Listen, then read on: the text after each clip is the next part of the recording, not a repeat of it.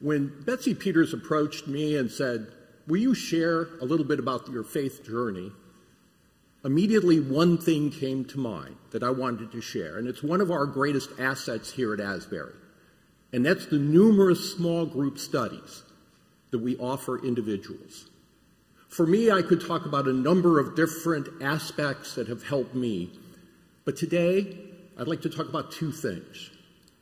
I like to talk about, number one, how my foundational faith has been strengthened through the interaction of members of Asbury in small groups. And secondly, how belonging to the Asbury family has been strengthened through interactions in those small groups.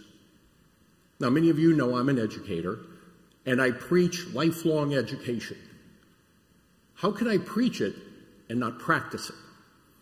How can I say, I've read the Bible, that's all I need to do? I need time to study. And study alone wasn't good enough for me. I needed the opportunity to study with other members of Asbury. Kathy and I started with the Disciple series almost 20 years ago.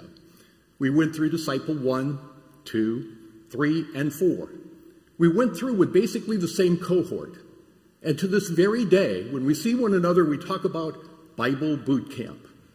Disciple 1, where you read the entire Bible together. But that started a thirst for me, a thirst for more knowledge. And luckily, we had other opportunities. We have Sunday school opportunities that range from the very young to young adults to mature adults. And indeed, in each one of those, they take a different approach. Perhaps it's a straight Bible verse approach. Perhaps it's based on a contemporary work or a video. It's up to individual leaders to select the process, and it helps the group. I learned from our ministers during the liturgical calendar when they emphasize the meaning of Advent, preparation through Lent, and that has helped my faith tremendously.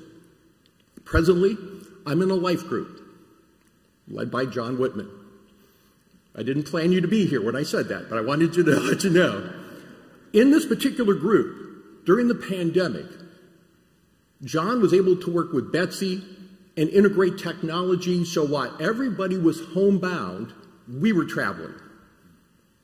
We traveled to the Holy Land with Andrew Hamilton. We understood a little bit more about Paul and Moses. We sat in the house of Bob Goff and laughed together as a group. We actually traveled to Germany to hear about the Passion Play, a promise made during medieval times that today in the 21st century is still performed as a promise to God to spare the village from the plague. So clearly, my faith has been helped by these various opportunities. But that alone has not led me to be involved in small groups. It's the friendships, the belonging to the Asbury family that has been an outcropping of these particular opportunities. In our small group settings, we talk not only about biblical aspects, but we talk about our families. We talk about our hobbies, our children, our likes, our dreams. We work together.